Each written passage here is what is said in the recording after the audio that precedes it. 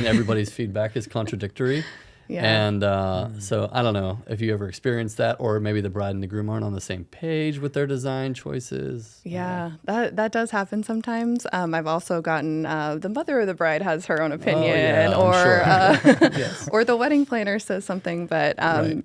generally it comes down to the bride, and it's her Yeah. final decision when it comes to edit. Welcome to the Realty FC podcast, where we educate and give different perspectives on local real estate trends from business owners, professionals, and others as we navigate the ever-changing world of real estate. I'm your host, Chris, and filling in today for me is Joe Yaka as my co-host, and as we dive into the twists and turns of the complex world of real estate. How you doing, Joel? I'm doing well. Thanks for having me. Yeah, thanks for joining in and jumping in while Michelle is out, doing whatever she's doing, making money. I'm hopefully. Big shoes to fill, but I'll do my best.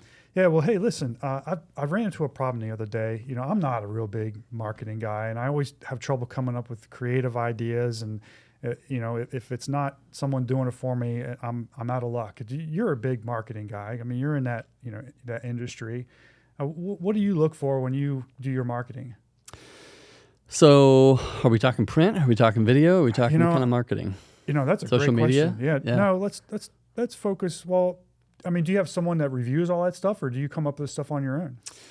I would say we have I have a good influence on our marketing and what we look for. We just had a website done last year. Yeah. Total revamp. And there's a whole lot that goes into, graphic design and marketing. And there's just a lot. You want somebody that has a good eye for details. Yeah. They can write copy really well. Right. That's extremely important. I can't express that enough.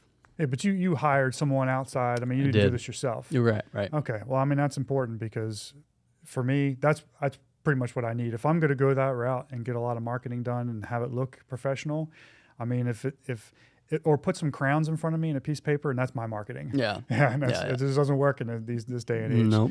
So I think we have someone that we're going to bring on today who I think hits what you're talking about, has a good eye for detail and is very creative. I mean, it's, I've had her do stuff for me in the past, and you just give her the idea, and it's just amazing how they can put it, in either on paper or on a digitally. Right. And it's so much better than I could have ever even envisioned it. So let's go ahead and let's welcome her to the show. Let's do it.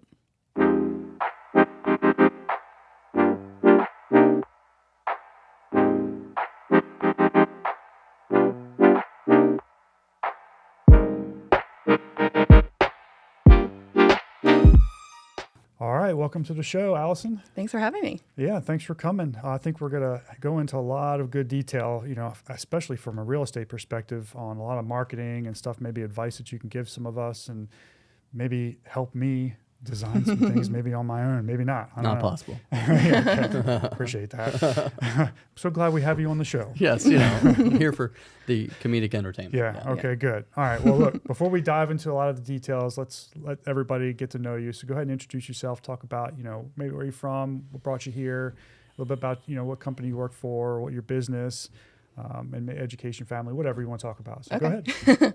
Well, I'm Allison. I am a graphic designer. Started graphic design in high school, studied it all throughout college. Grew up in Centerville, Virginia. I was in Northern Virginia for most of my life until I came out here. When I got married, we were in Ashburn in a tiny little condo for about a year, and COVID hit, and we decided we didn't want to share walls anymore. So we also wanted a yard for our dog. So we moved out this way, still close to family, which is good. So we've been loving it. Been here for about 3.5 years. Yeah, I will disclose Allison is my sister-in-law. Yes. So I'll get that out there. But with your company, Allison Rene, Allison Rene Designs, just Allison Rene. Designs by Allison Rene. Oh, Close. Designs by Allison Rene. So, okay. What made you decide to go out on your own? Yeah, great question. I, studying graphic design all throughout college, I really didn't anticipate being able to do invitations and more creative things as a as a career. I was doing birthday party invitations for all my Yeah. nieces and nephews throughout Right, college. yeah. Did my my first wedding invitation, which was yours and Nicole's in Oh, 2013. we were the first wedding. Is the first one, yeah. They were Nice. very good. Nice. Yeah. And I loved it. And it wasn't until I got out of college that I realized, oh, I can actually make a career out of this. I did a internship, which led to my first job at the Dandelion Patch in Tysons, Virginia, which is a big wedding stationery company, and learned a lot about the wedding industry there.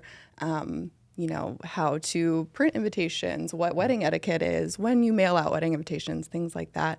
So I learned a lot there and decided to go out and do it on my own, and have been doing that for a couple years now. But I also do a lot of freelance work on the side. So I do a lot of logos, branding, marketing materials, things like that. Business Really, cards. I know. business cards Yeah. are huge. Really, any design project thrown my way, I'm game for. Yeah, no, I mean, you're so creative with the stuff that you do. And so I imagine being like in a corporate, in a job, you know, your creative skills are just very narrow because you're working on what someone else wants you to work on. So I can imagine just, you know, your mind just bursting like, oh, I want to do this, I want to do that. So I think that's, you know, being out on your own allows you to really expand on your creative skills. So I think it's a great idea, and you do a great job. Thanks. So I know you ran through a couple of those things there. You want to list out maybe some of the products that you offer, the services you provide? Yeah, so really any marketing materials as far as freelance goes, logos, things like that. As far as wedding stationery, I do anything from save the dates, wedding invitation suites, and then day of paper too. So that's the programs, menus, escrow cards, really anything paper related to weddings I do. Okay. Nice. Okay. And are you limited on who you can serve as far as areas geographically? I mean, can you pretty much anybody that needs an invitation, you can take care of them? Yeah, really anybody, which is really nice. I do most of my meetings on Zoom, so they can be from wherever I've had couples in California, Florida, Georgia, and we do mostly everything over email and digital proofs, things like that. And then I'll mail them all the finished product when it's done. Yeah, so I mean, walk us through that a little bit. So someone calls you and says, "Hey, you know, Allison, I want a wedding invitation printed up."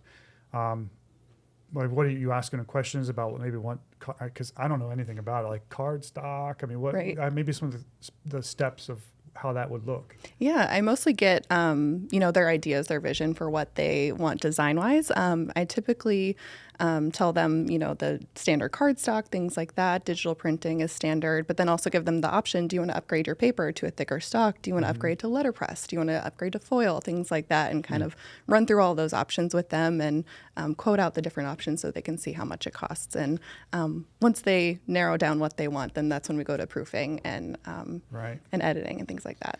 Do you find that a lot of people, probably brides, I don't imagine too many grooms are calling and saying, "Hey, I want this design." Right. Do they already have a pretty good idea of what It they're looking depends. for? Sometimes they do, sometimes they don't. But yeah, I'd say 9 times out of 10, they're sending me some things I found on Pinterest, and sometimes it's all across the board, and I kind of have to hone in on what they're really wanting. Okay, well, very good. So for weddings, because weddings are usually, planned out a year in advance almost. How soon in advance would someone have to contact you for wedding invitations, for example? Yeah, specifically invitations, you're going to want to mail it out at least 2 months before the wedding. Sooner is always the better. So I'd say I usually get brides about 4 to 6 months before the wedding date, start to work on the design. And I always tell them too, earlier is always better. So if you don't even have, your ceremony time or anything like that final yet, let's start the design and narrow down what you want. And then once you have that information, we plug it in and print. So that generally works well. Cool. So go ahead. Are weddings, is that like your favorite thing to work on as far as like wedding invites and coming soons and all that kind of stuff? Is that your favorite? Yeah, I do definitely like the wedding world. I'd say that's my favorite part of the job. What would be the pros and the cons to wedding invites? Oh, good question. So like what's when you're thinking about your wedding invites that you create for a couple, so what's like your favorite aspect about it, and then what's your most challenging aspect about it? Good question. I think my favorite part is that it's very creative. I get to kind of flex that creative muscle a little bit more. I'd say the hardest part I think is kind of figuring out what the bride wants and kind of trying to translate what her vision is and make that a reality. But once we do, I love going from design to production, actually seeing it in person. I think and once they see it too, that's my favorite part because they get really excited. I would think, for me, the challenging part and why I wasn't the one who was responsible for ordering the invitations is because there's just so many options. Yeah. Right. Like just put it on a piece of paper and fold it. Right. That's not wedding invitations, unfortunately. There's so many different like paper, cardstock, and designs, and even print. Even print, whereas it's like, I might be saying this wrong from my ignorance. Like it can be like gold trimmed or embedded. Yeah, she mentioned the foil. Yeah, Yeah. and then it could be raised off the cardstock. I'm like, man, Yeah. don't give me all these options. Right. So Yeah, I wouldn't be able to visualize that either. Yeah. So I would think that that's probably challenging, not just for you, but for the bride or the groom to be like, man, making those types of decisions just for the invitations. Yeah. Yeah, let There's alone a lot. everything else that goes into the wedding. What Yeah. about revisions? I feel like I used to do a little graphic design, and revisions for me was always the most challenging. And Yeah. to be fair, I was working with kind of a board of folks, and so I would submit a design, Yeah. and I would get feedback from 5 different people, Yeah. and everybody's feedback is contradictory.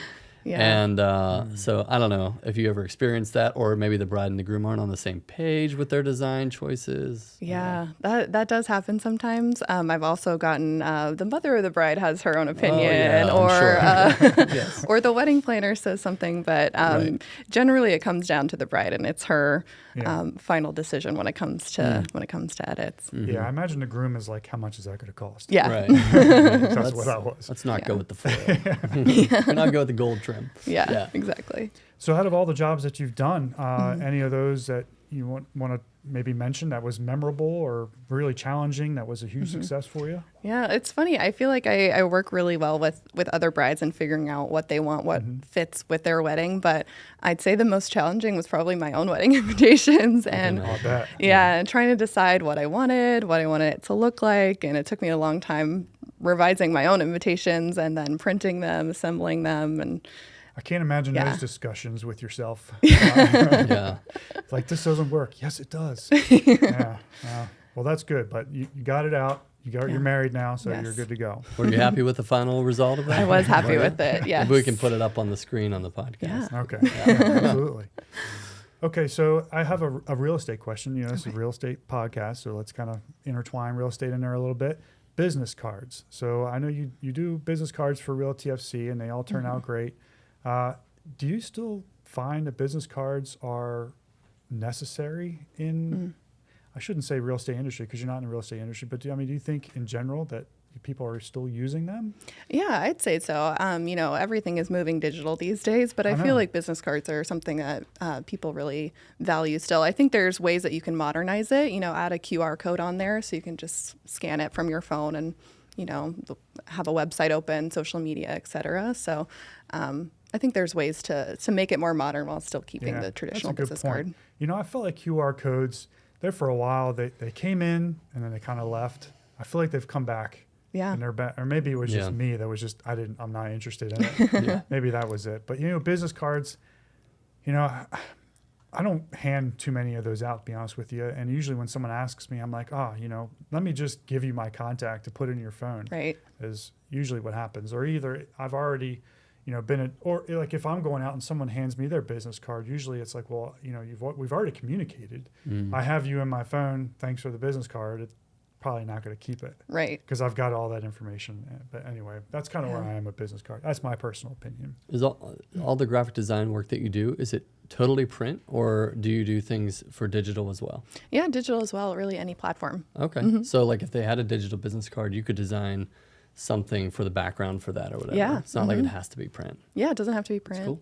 Things for the Nice. website, things like that. Nice. Yeah, very good. Also in real estate, lead generation is always, that's like the meat of our business. If we don't have a client, we have nothing. We can be the smartest person in the world or know all the contracts inside and out, but without the client, we got nothing. Right. So how do you lead generate? Where have your customers been coming from? Yeah. Is it through social media? I get a few off social media, but it's mostly word of mouth. A lot of my past couples will recommend me to their family members, their friends getting married, and then that just kind of trickles down to more and more people. And I do get a lot from other wedding vendors too. So I'm on preferred vendor lists for a few venues. I have a florist that actually refers a couple brides to me, and but it's mostly planners, wedding planners. Sweet Face Events being one of them, and a few more in the DC area, and they refer a lot of their brides to me. I can't reiterate that enough. That's what I always preach: past clients, referrals, word of mouth. Right. I think that's just, that you can't beat those kind of leads. So I think, folks that are listening out there, especially if our agents are listening, that's where, you really need to build the foundation to grow your business. I would agree. Yeah. Yep. So, in real estate, it can be cyclical. We see that spring, summertime, things start to get a little bit more active. People start moving around. Schools are kind of out and so forth. In the wintertime, it kind of starts to cool off. That's not always the case, but that's pretty much a general cycle. Are you seeing that? Do you see that in your industry as well? I know you do a lot of wedding stuff, so maybe that is cyclical. Yeah. Maybe talk about that a little bit. Yeah, I think freelance, really anytime. I don't think there's really a high season for that at all. But for weddings, there definitely is. You talk about wedding season is late spring, early fall is just the craziest time of year. For me, it's a little bit different because, you want to send those invitations out a lot sooner. Yeah. So I'd say winter is probably the most quiet time for me. Sometimes in the summer, I'll get little pockets of downtime. But I'd say that spring to fall is always very crazy. Very crazy. Is that a lot of folks getting engaged around that time, or they get engaged in over the winter time and then they're coming out saying, okay, good. Now back to the graphic design a little bit, someone that's interested in starting their own business or getting into graphic design, any advice for them? Yeah. As cheesy as it sounds, never stop learning. I think everything is changing, trends, technology, constantly changing. So I think staying on top of that is really important. Yeah, technology, I'm sure it's constantly, being updated with new design software and so forth. So is there a particular software that you use, that you like to use? Yeah, mostly Adobe InDesign, very text-based. So I usually use that, some Illustrator, Photoshop a little bit here and there, but mostly Adobe InDesign is what I use. Okay. Not crowns and paper? No, not usually. I got to get up with technology. We use Photoshop a good bit, and AI has kind of started to impact our industry. Yeah, it has. With that, and have you seen the same thing? A little bit. I'm starting to notice the different features in the programs. I think I'm a little stubborn and like to just do it the old way and do it myself, but trying to get a little bit more familiar with it, I'd say. Cool. Mm-hmm. Yeah, the AI stuff is kind of crazy. I'll see stuff that pops up on my feed on Facebook, and it's just, you don't know the difference between reality and AI anymore. Right. Allison, thanks so much for coming on to the show. And if someone is interested in needing a designer, how can they reach you? Yeah, on social media, it's at Designs by Allison Rene. I have a link there for my email, my website, really any form of that. Okay, awesome. Well, it's been very informative for us, and I think everyone listening out there. So thanks for coming on the show. Yeah, thank you guys. Good to have you. And thanks for tuning into the Real TFC podcast. The key to success is knowledge and relationships. Please like, share, and subscribe, and catch you on the next episode of the Real TFC podcast.